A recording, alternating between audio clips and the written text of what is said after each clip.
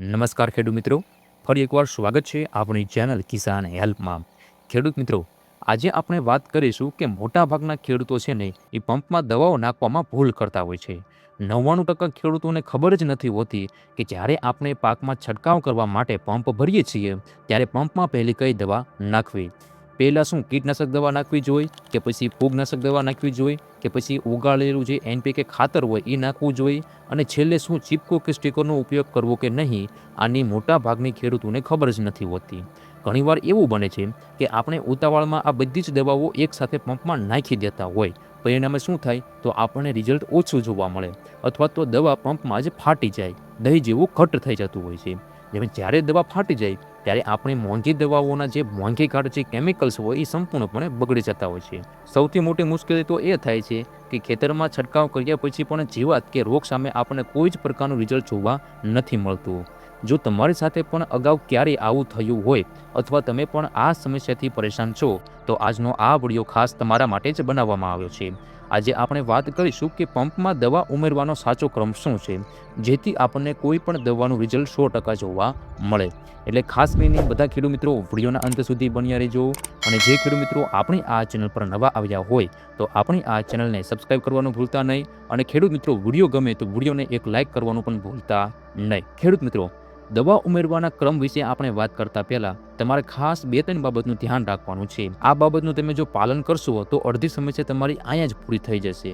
પહેલી ખાસ બાબત એ કે ક્યારે પણ આપણે ખાલી પંપમાં સીધી દવા નથી નાખવાની. ઘણા બધા ખેડૂત મિત્રો શું કરતા હોય કે સાવ ખાલી પંપ હોય ને તો એમાં બધી જ દવા નાખી દેતા હોય છે. પણ આવી ભૂલ આપણે ખેડૂત મિત્રો ક્યારેય કરવાની નથી. શું કામ નથી કરવાની? તો ખેડૂત મિત્રો કોક દવા એવી હાવ ઘાટી હોય તો એ દવા રહીને સીધી પંપમાં ચોંટી જાય અથવા તો નોઝલમાં ચોંટી જાય. હવે જો નોઝલમાં કે પંપમાં ચોંટી જાય તો એ દવા સ્વાભાવિક છે કે ઓગળવાની નથી પાણીમાં, એટલે આપણને જોઈએ રિઝલ્ટ નથી મળતું. એટલે સૌ પહેલાં ખેડૂત મિત્રો આપણે એ કામ કરવાનું છે કે પંપને હંમેશા આપણે અડધો કે પોણો ભરી લેવાનો છે અને એ પણ ચોખ્ખા અને મીઠા પાણીથી ભરી લેવાનો છે.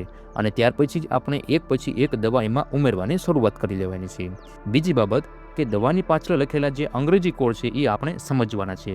તમે કોઈ પણ દવાની થેલી લો, ડબ્બો કે બોટલ ખરીદો ત્યારે એની ટેકનિકલ નામની પાછળ અંગ્રેજીમાં નાના અક્ષરો લખાયા તમને જોવા મળશે. જેમ કે WP, WDG છે, SC છે, EC છે, SL છે, SP છે વગેરે તમને આવા કોડો લખાયેલા જોવા મળશે. આ કોઈ સાદા કે નકામા અક્ષરો નથી. આ અક્ષરો દવાનું ફોર્મ્યુલેશન દર્શાવે છે. એટલે કે દવા પાવડર સ્વરૂપે રહેલી છે કે દાણેદાર સ્વરૂપે રહેલી છે કે પછી તેલ આધારિત દવા છે કે પાણી આધારિત દવા છે અને પાણીમાં કેવી રીતે ઓગળે છે એ આ કોડ દર્શાવતા હોય છે. આ અક્ષરોના આધારે જ નક્કી થાય છે કે કઈ દવા પંપમાં પહેલાં જશે અને કઈ દવા પંપમાં છેલ્લે જશે. હવે આપણે એક પછી એક ક્રમ મુજબ સમજીએ કે પંપમાં દવાઓ કેવી રીતે અને કયા ક્રમમાં ઉમેરવાની છે. તો ખેડૂત મિત્રો, સૌ પહેલાં તમારે પંપમાં કઈ દવા નાખવાની છે તો કે જે દવા ઘન અને પાવડર સ્વરૂપે જે દવા રહેલી હોય એ દવા આપણે સૌ પ્રથમ પંપમાં નાખવાની છે. એટલે કે જે દવાના ટેકનિકલ નામ પાછળ WP લખેલું હોય અથવા WDG લખેલું હોય એ દવા સૌ પ્રથમ તમારે પંપમાં નાખવાની છે. કેમ નાખવાની છે એ હું તમને જણાવું.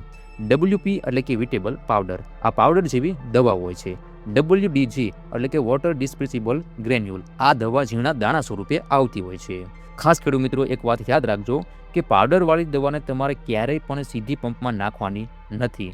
એને બહાર કોઈ નાની ડોલમાં થોડાક પાણી સાથે અલગથી બહાર ઓગાળીને જ પ્રવાહી બનાવીને જ તમારે પંપમાં રેડવાની છે. ત્યારબાદ ખેડૂત મિત્રો આપણી બીજી દવા પંપમાં નાખવાની થશે સંપૂર્ણપણે દ્રાવ્ય પાવડર.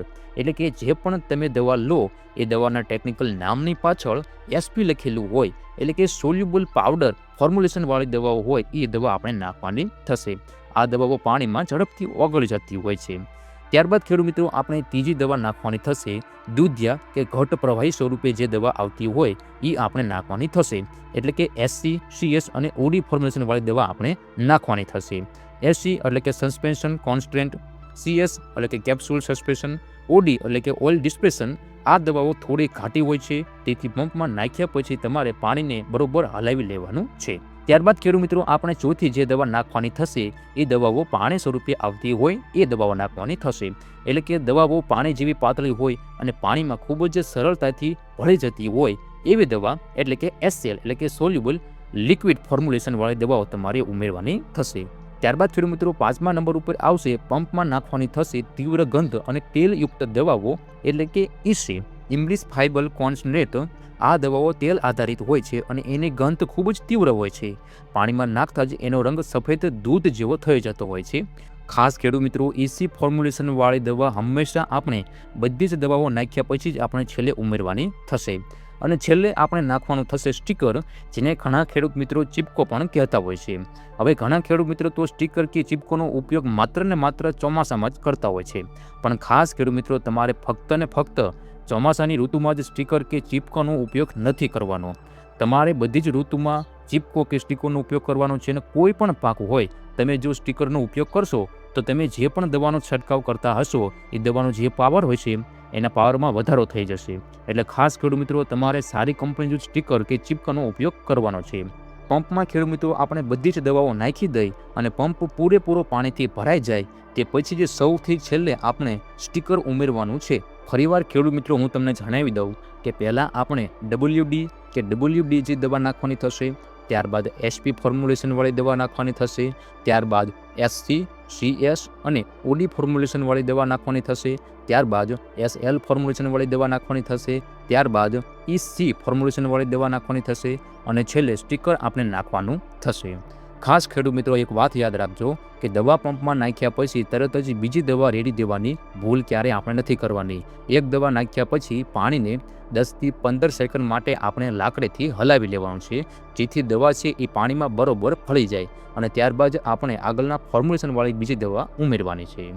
હવે ઘણા ખેડૂત મિત્રો પૂછતા હોય છે કે શું સમય બચાવવા માટે આપણે 5થી કે 6 જાતની દવાઓ એકસાથે પંપમાં મિક્સ કરી શકાય? તો વૈજ્ઞાનિક દ્રષ્ટિએ આપણે જોવા જઈએ તો પંપમાં ક્યારેય પણ 6થી 8 જાતની દવાઓ આપણે નાખવી ન જોઈએ.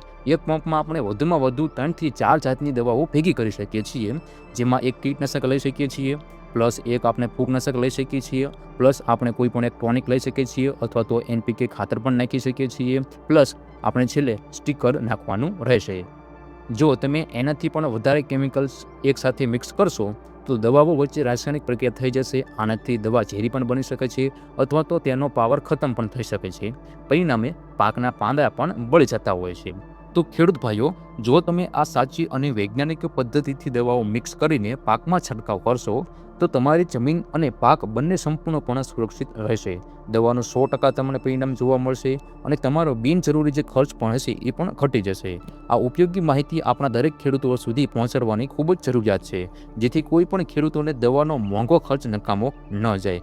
જો ખેડૂત મિત્રો તમને આ માહિતી ઉપયોગી લાગી હોય તો ખાસ કરીને અન્ય ખેડૂત મિત્રોને આ વિડીયો શેર કરવાનું ભૂલતા નહીં અને ખાસ ખેડૂત મિત્રો આપણા આ વિડીયોને એક લાઇક કરવાનું પણ ભૂલતા નહીં. ફરી મળીશું આવા જ એક નવા વિડીયો સાથે. ત્યાં સુધી તમારા બધાનો ખૂબ ખૂબ આભાર. જય જવાન, જય કિસાન.